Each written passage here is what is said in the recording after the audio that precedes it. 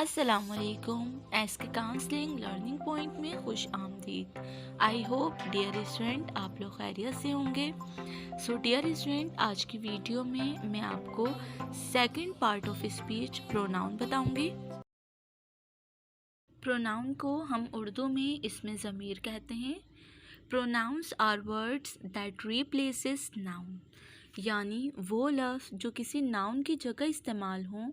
उर्दू में इसमें ज़मीर और इंग्लिश में प्रोनाउन कहलाते हैं। फॉर एग्ज़ाम्पल, अगर मैं बात करूं आई गो टू स्कूल डेली, यानी मैंने कहा कि मैं स्कूल रोज़ आना चाहती हूँ। मैंने नाम नहीं लिया, मैंने अपने नाम को रिप्लेस कर दिया और उसके जगह मैंने आई को इस्तेमाल करा, तो ये प्रोनाउन हो गया आपके पास। इसी तरह अगर मैं आपसे कहूँ Ali is a boy, Ali एक लड़का है। अली यहाँ पर नाउन है, लेकिन अगर मैं अली की जगह he is a boy, Ali को रिप्लेस करके मैं ही का इस्तेमाल करूँ तो वो आपके पास प्रोनाउन कहलाता है। प्रोनाउंस की टोटल 8 टाइप्स हैं।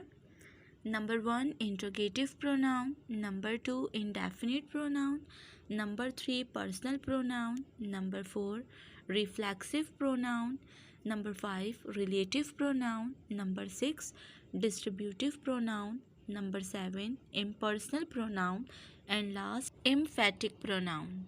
वैसे तो प्रोनाउन की 8 टाइप्स हैं, लेकिन जो आपके लिए पेपर के लिए इम्पॉर्टेंट हैं उसमें से 2 वेरी इम्पॉर्टेंट हैं। फर्स्ट आपका पर्सनल प्रोनाउन और सेकंड आपका रिलेटिव्स प्रोनाउन। इन्हीं दोनों को हम डिस्कस करेंगे।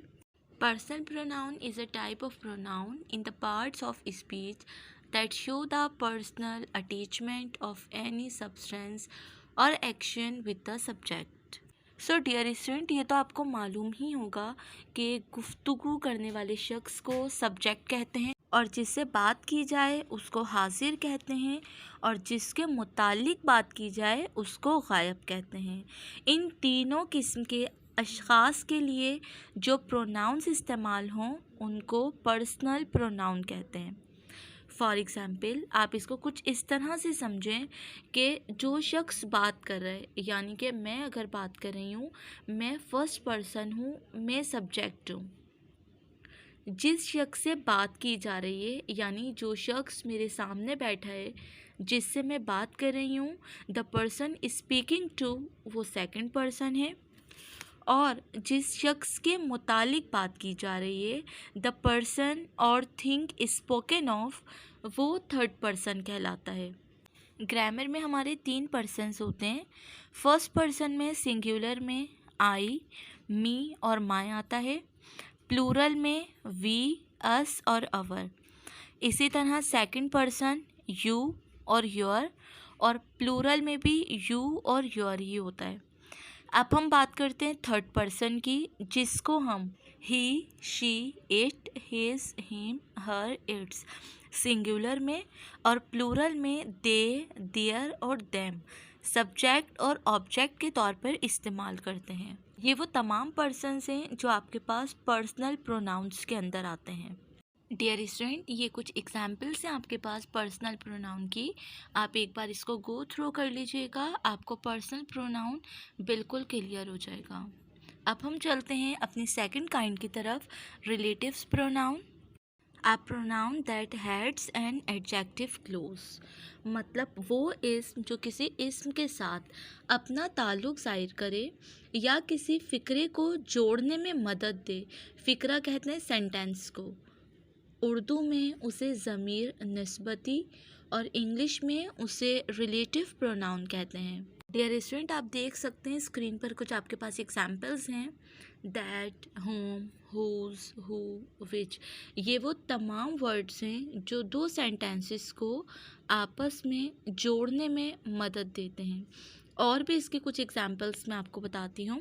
He is the boy who stood first in the class, मतलब ये वो लड़का है जो जमात में हमेशा अव्वल आता है। ही इज़ द बॉय, और बीच में अगर आप देखें तो आपको हु लिखा हुआ नज़र आ रहा होगा, तो ये जो हु है ना, जो उर्दू में जो के लिए इस्तेमाल हुआ, इसने आपस में दोनों जुमलों को जोड़ दिया।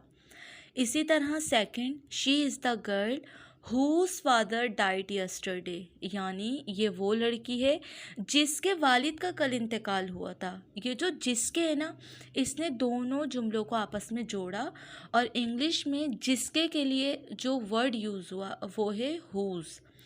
इसी तरह एक और एग्जाम्पल देखते हैं। This is the thief home the police arrested, ये वो चोर है जिसे पुलिस ने गिरफ्तार किया था। अब ये वो चोर है जिसे, यहाँ पे जो वर्ड इस्तेमाल हो रहा है जिसे, ये दोनों फ़िक्रात को आपस में जोड़ने के लिए इस्तेमाल हुआ और इंग्लिश में जिसे के लिए वर्ड इस्तेमाल हुआ होम। इसी तरह से एक लास्ट एग्जाम्पल और देखते हैं हम। This is the book that was stolen, ये वो किताब है जो चोरी हो चुकी थी। तो ये वो किताब है चोरी हो चुकी थी, बीच में वर्ड इस्तेमाल हुआ जो। तो जो के लिए इंग्लिश में आप इस्तेमाल करते हैं दैट। इसने दोनों सेंटेंसेस को आपस में जोड़ दिया। तो इस तरह के अल्फाज जो दोनों फ़िक्रात को आपस में जोड़ें, आपस में एक दूसरे की निस्बत को ज़ाहिर करें, ज़मीर निस्बती और इंग्लिश में रिलेटिव प्रोनाउन कहलाते हैं। इसी तरह ये कुछ और एग्जाम्पल्स हैं रिलेटिव्स प्रोनाउन की। डियर स्टूडेंट, आप एक बार इसको विद एग्जाम्पल रीड करिएगा, इंशाल्लाह ये दोनों टाइप्स आपको क्लियर हो जाएंगी। वीडियो को ज़रूर क्लास 9 और मैट्रिक के स्टूडेंट के साथ शेयर करें। अगर आप चैनल पे न्यू हैं तो चैनल को सब्सक्राइब करें। Thank you for watching.